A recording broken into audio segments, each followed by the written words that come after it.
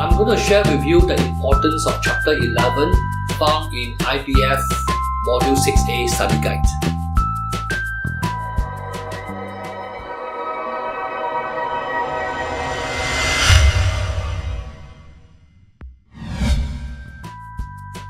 Chapter 11 is important because there will be more than 10 questions that come out during your exams that involve calculations of the product known as CBBC. You must go hands-on on page 239, example 1 on category R rule contract, followed by example 2 on R bear contract.